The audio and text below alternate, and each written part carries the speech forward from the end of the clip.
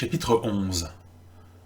Quand Charlie avait fait ses recherches préliminaires pour pouvoir débattre avec le révérend Cavalera et le ridiculiser publiquement, il s'était montré particulièrement discret. Placé dans un coin au fond de la bibliothèque municipale, il avait parcouru les ouvrages hérétiques d'un œil, gardant l'autre aux aguets. En cas d'approche d'une personne de sa famille ou de l'église, il s'était entraîné, tel un prestidigitateur, à remplacer le volume honni par un autre bien plus approprié. Flirter avec l'ennemi, se baigner dans son point de vue, n'était vraiment pas recommandé dans l'église du pasteur Marsden. Avec Élie Cavalera, par contre, il en allait tout autrement. Se confronter aux croyances de l'autre était censé renforcer la foi, pas l'affaiblir. Pour le révérend, il était d'une importance primordiale de se sentir bien à sa place. Et s'il y avait des points de gêne, des endroits où la parole de Dieu et son application avaient du mal à passer, il fallait les adresser, les discuter, et lui, il était là pour ça. Balayer les objections pour mieux les escamoter sous le tapis était la recette miracle pour que l'égratignure finisse par gangréner et emporte la jambe, la vie et l'âme du croyant. Avant que la fatigue n'amène Cavalera à poser ses valises une bonne fois pour toutes à Stanton, la ville qu'il avait vue naître, il passait le plus clair de son temps à déplacer sa grande tente d'une ville à l'autre. Il enchaînait les patelins sans grande logique, préférant laisser son cœur faire le copilote. Pour peu qu'il y ait une rivière à proximité, aucune ville n'était hors limite, pas même dans le nord du pays.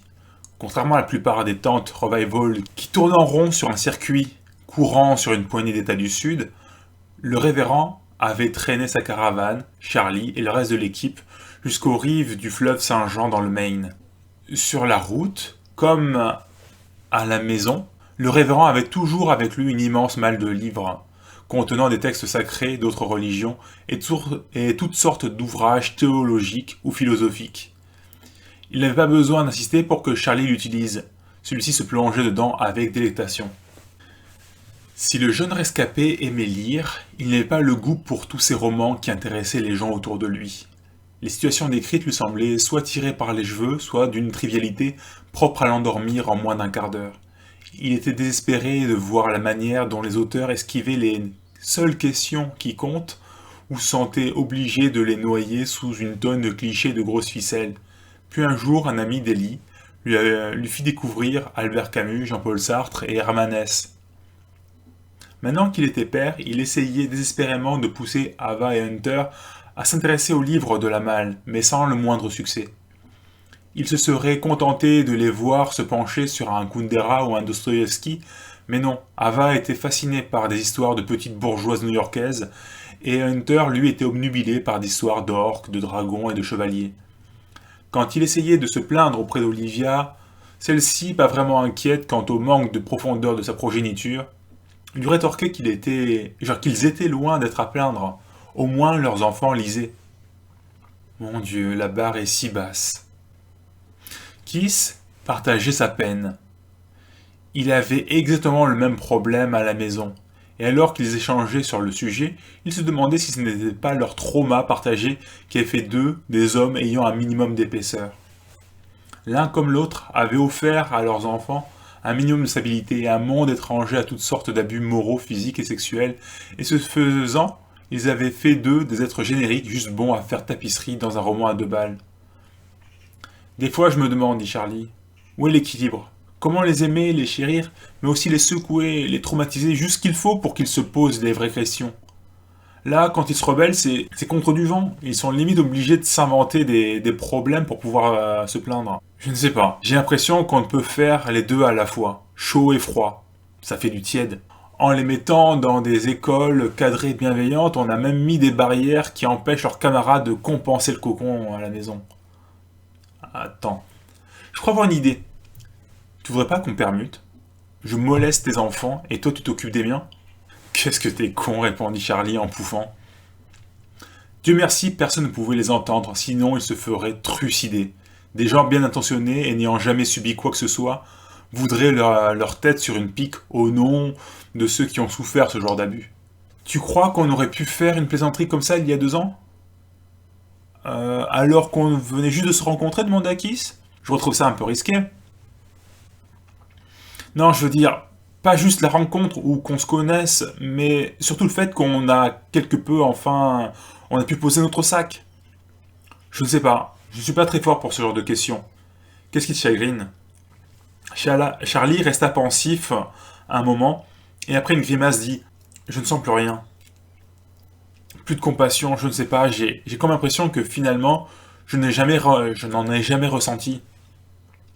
J'ai mis en place les groupes de parole et d'aide aux victimes poussés par l'euphorie du moment. J'ai envie de partager ma libération, mais là, il y a comme un mur, leur peine, leur souffrance ne me touchent pas. Ok, ça ne te touche pas. Mais alors, tu te sens comment? Tu es de nouveau gelé, paralysé à l'intérieur? Non, je crois pas. Je sens de l'horreur quand ils racontent. Je comprends ce qu'ils traversent, mais je ne partage pas leur souffrance. Tu es en paix, quoi. Moi, on pourrait dire ça. Mais alors, il est où le problème? Demanda Akis. Tu serais en train de lutter, tu serais excédé par leur réaction. Oui, tu aurais du souci à te faire. C'est bien comme ça que t'étais avant. Je pense, oui. Ils me gonflaient, en les voyant, je me disais, un peu de dignité, serre les dents et va de l'avant. Mais par moments, dans les groupes, je perds patience. Tu crois quoi? Demanda Akis. Qu'avoir souffert rend une personne plus intéressante? Que ça lui apprend à mieux raconter son histoire? Ça fait Ça fait presque 2 ans que tu animes ces cercles, et j'imagine que tu dois avoir tout entendu une dizaine de fois. Même avec des nerfs d'acier et les rediffusions à force.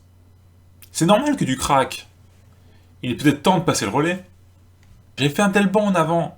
Là, j'ai l'impression de régresser et j'ai peur de redevenir comme avant. Ah, le train a quitté la gare depuis longtemps, dit Kiss. Mes habitudes ont l'un dent dur. Et l'hirondelle ne fait pas le printemps, et il faut mieux être seul que mal accompagné.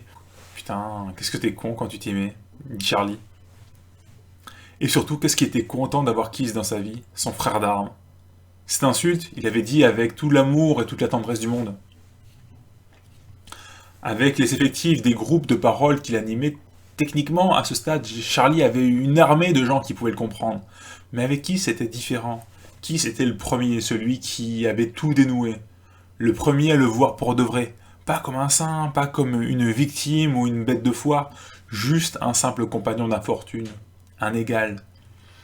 C'était sans doute injuste pour Ellie. Ellie qui l'avait tiré de sa famille, qui l'avait pris sous son aile, qui avait vu son potentiel. Ellie avait sauvé son âme, il avait sauvé son corps. Mais quelque chose a été perdu en route. Olivia n'aurait jamais pu comprendre si Charlie lui avait dit qu'il n'était pas en vie quand elle l'avait connu. Et il ne lui en voulait pas pour ça. Ça n'avait pas le moindre sens, et pourtant, comment le dire autrement? Comment exprimer qu'il marchait à côté de sa vie? Kiss, ça, il le comprenait. Kiss, qui regardait sa montre maintenant, le grand signal du court compte à rebours avant qu'il ne s'éclipse, et laisse son ami seul avec ses pensées. Oui, oui, il est temps que tu y ailles, que tu rejoignes ta famille. Tu ne t'es pas donné toute cette peine pour te racheter une conduite, être un meilleur mari pour ta femme et un meilleur père pour tes enfants, juste pour pouvoir mieux les délaisser plus tard. Kiss l'attrapa par les épaules. C'était le moment de la petite parole à méditer avant d'aller se coucher. Charlie, tu peux être sage, tu peux te sentir connecté à Dieu, mais au final, tu n'es qu'un être humain. La libération n'a pas fait de toi quelqu'un de parfait. Maintenant, il te faut marcher ici-bas et galérer tout comme nous.